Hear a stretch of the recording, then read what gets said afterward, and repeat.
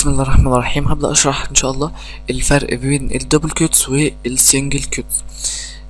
احنا عندنا في الانواع النصية السترينجز ممكن لو عندنا متغير او ثابت او array. طبعا هنعرف الثوابت والاريز بعد كده. لو عندنا قيمة نصية بندخلها ما بين علامات تنصيص، سواء كانت زوجية بالشكل ده او فردية بالشكل ده. طيب ايه الفرق ما بين الاتنين؟ الحقيقة الفرق ما بين الاتنين حاجة مهمة جدا. باختصار، السنجل كيوتس اللي هي دي لو حطيت ما بينها اسم متغير هيطبع لك اسم المتغير، مش هيطبع لك قيمته. تمام، هيطبع لك اسم المتغير مش هيطبع لك قيمته. انما الدبل كيوتس بيطبع قيمة المتغير، يعني بيدور على قيمة المتغير ويطبعها. يعني مثلا انا لو عملت هنا مثلا تكست تساوي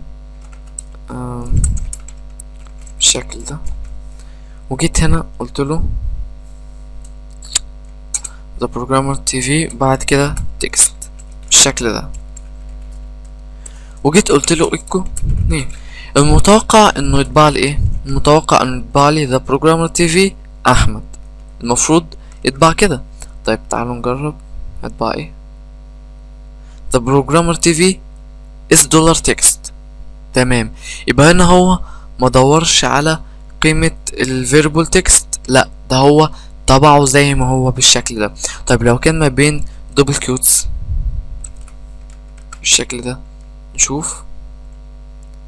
طبعا هذا بروجرامر تي في احمد دور على قيمة الفيربل تكست وطبعه. كذلك في الطباعة، لو عندنا ده بالشكل ده كده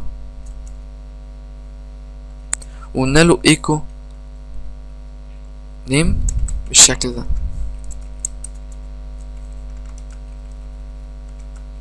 اقول له مثلا my channel is بالشكل ده، هيطبع لنا ايه؟ هيطبع لنا الاسم، لانه ما بين دبل كيوتس اسم متغير ما بين دبل كيوتس، يبقى هيدور لنا على قيمته فهيجيب لنا The Programmer TV، فهيطبع The Programmer TV فهيطبع لنا my channel is The Programmer TV. نجرب. جميل. طيب لو جينا حطيناه ما بين سنجل كيوتس بالشكل ده هيطبع لنا الاسم ده زي ما هو.